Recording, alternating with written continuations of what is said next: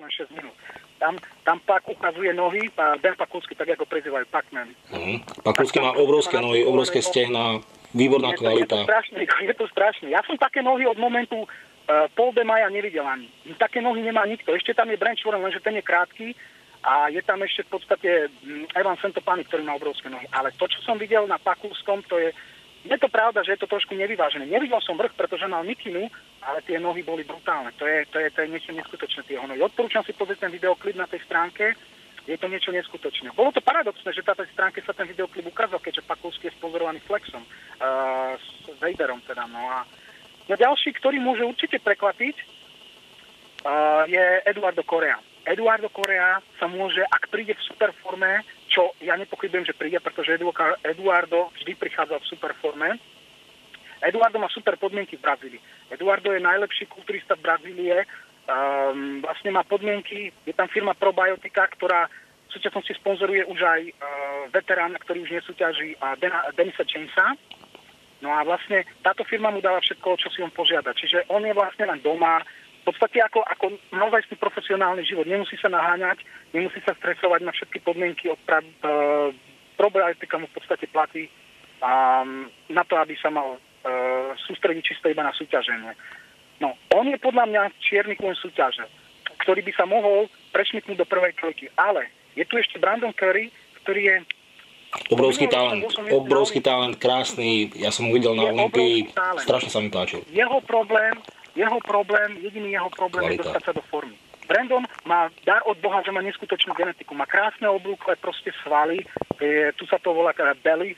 Jednoducho, v jeho prípade to je len pri značasovanej forme. To je jediný jeho problém pri značasovanej forme. On nemá slabinu, vyzerá fantasticky.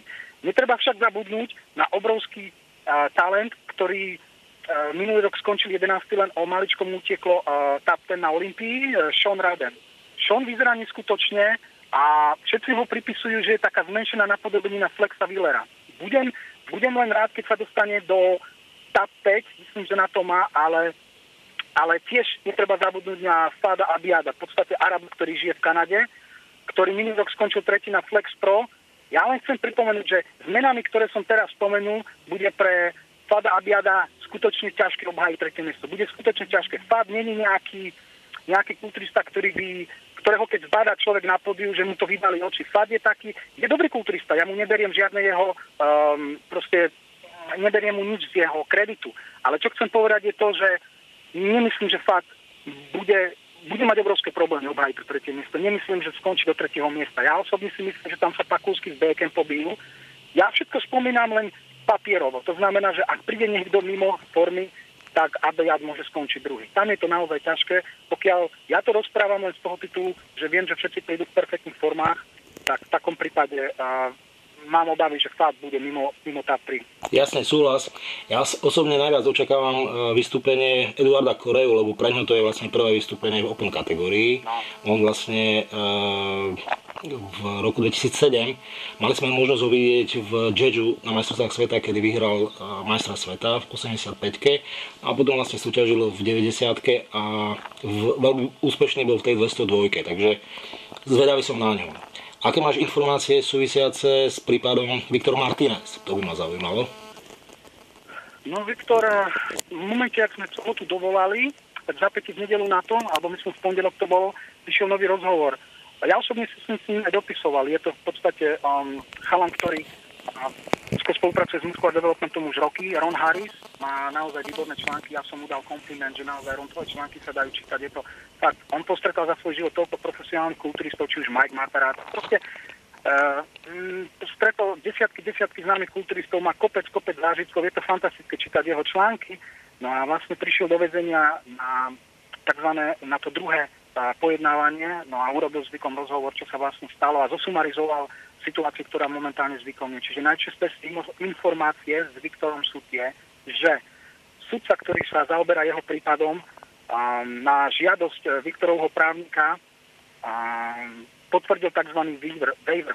To je v podstate vec, ktorá sa stala Viktorovi, že nebudú brať v jeho prípade, keď budú riešiť, čo bude s Viktorom ďalej a vyjde konečné rozhodnutie, tak jeho kriminálna minulosť, za ktorú si odsedel, proste návrh bol taký, že prečo by mal Viktor trpieť za to, čo spravil a čo si odsedel a za čo vlastne už trpel, prečo by to mali brať na zreteľ. Ako za tie roky, čo sa to stalo, to s tými zakázanými doplnkami, respektíve zakázanými látkami, za čo si odsedel Viktor, prečo to by malo byť bráne v úhľad.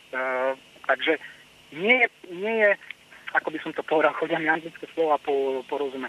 V podstate Viktor má obrovskú výhodu to, že sudca mu schválil to, že nebudú brať na zreteľ tú Viktorovú minulosť kriminálnu. Jasne, to znamená, že bude mať nejakú poľahčujúcu okolnosť. To znamená, že tento...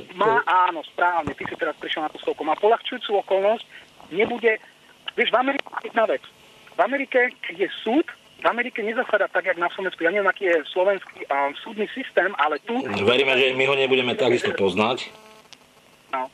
Ľudia z verejnosti, vyberie sa 7 ľudí z verejnosti, to znamená, že obyčajný človek, ktorý má obyčajné zamestnanie, pracuje niekde, ktorý v prvom rade nemá kriminálnu históriu a nie je blízky Viktorovi Martinezovi, je ich tam takýchto 7, oni rozhodnú o Viktorovom osude. A sudca to alebo schváli, alebo porozmýšľa ešte, či to teda má význam. Sudca je úplne posledný v tomto reťazci. Ale Viktor má obrovskú výhodu, tu je to obrovské, skutočne je to obrovské plus pre Viktora, že jeho kriminálna minulosť sa nebude brať na zreteľ z toho titulu, pretože si odsedel ten trest a prečo by mal byť v Jeopardy, prečo by mal Viktor znova trpieť za to, čo spravil a čo si vlastne odsedel. Jasne. Takže tá obrovská výhoda pre Viktora. Padlo pár pikošiek na Viktora. Viktor spomínal, že ten, kto by mal záujem, v podstate môže mu dať adresu na Viktora do väzenia, pretože Viktor je strašne zaviazaný fanúškom kulturistiky, ktorí mu píšu do väzenia. Hovorí, že mu to kráti chvíle tým, že číta listy od fanúškov. Tak mu napíš, že ho podporujeme a že sa tešíme, kedy vylezie z basy. Dobre, napíšem. No a vlastne hovoril, že mu písalo niekoľko žien, niekoľko proste fanúšiek, ktoré by si ho vzali. Hovorili, Viktor, ak máš problémy s papiermi, my si ťa vezmeme a dostaneš cez Američanky papiere. Viktor absolútne túto možnosť zamietol, hovorí, že má seriózny vzťah, má priateľku, hovorí, že absolútne na to ani nemyslí a za ďalšie. Vo Viktorovom prípade to ani nie je o papieroch, pretože Viktor papiere má, len boli pozastavené, proste tak green karta bola pozastavená, takže hovorí, že tam sa nič nezmení a proste nechce to ani riešiť takéto niečo. No. Písal si mi, že vlastne on vlastne vo väzení v podstate ani netrenuje. Ako to vyzerá, kedy by mohol z toho väzenia byť prepustený, kedy by mohol začať opäť s tréningom? No, ako som vravel, posledné pojednávanie bude 24. februára. Viktor podľa svojich slov schudol na 230 libier, čo je niečo maličko 100 kg.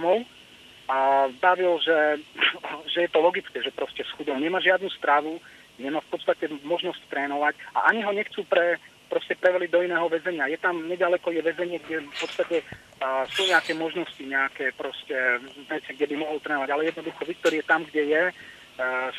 Jedna hovorí, že tam obrovská zima, že je tam strašná zima. No a vlastne Viktor len čaká na to, aby sa konečne mohol dostať von a začať proste trénovať a hlavne sa teda venovať rodine. Hovorí, že pre neho rozhodne 4 deti, ktoré má, sú pre neho ďaleko dôležitejšie ako kulturistická budúcnosť. S tým, že ak by aj Viktor musel opustiť Ameriku a išiel by do Dominikánskej republiky, určite by nezanevrel na kulturistiku, pretože by mohol legálne cestovať po Európe a po iných kontinentoch, Austrálii a ja neviem, kde všade sú kulturistické preteky. Rozhodne by mohol ísť na Sheru Classic. Takže tým, že by Viktor nemohol prísť na Olympiu, na Arnold Classic, tým jeho kulturistická budúcnosť nekončí. To je jednoducho, bude musieť chodiť na iné súťaže. Jasne, pochopil som. Paťo, ďakujem ti veľmi pekne za aktuálne informácie. Ak môžeme, spojíme sa takto o týždeň. Opäť niečo nám nazbieraj, niečo zaujímavé, čo by zaujímalo nielen mňa, ale aj návštevníkov portálu Izlabs. Aktuálna informácia pre teba, možno vieš, možno nie. Jaro Horvát bude organizovať majstrovstvá Slovenska v kulturistike mužov. Majstrovstvá Slovenska sa uskutočnia 15. apríla a majstrovstvá Slovenska budú v Košiciach. To je fantastická správa. Ja som skutočne rád a tiež som dostal do uši, že by tam mal prísť Dorian Yates, čo je v podstate obrovská osobnosť kulturistiky. Takže ja len držím palce, aby to dopadlo na jednotku. Dobre, ďakujem veľmi pekne, prajem príjemný deň, príjemný zvyšok dňa.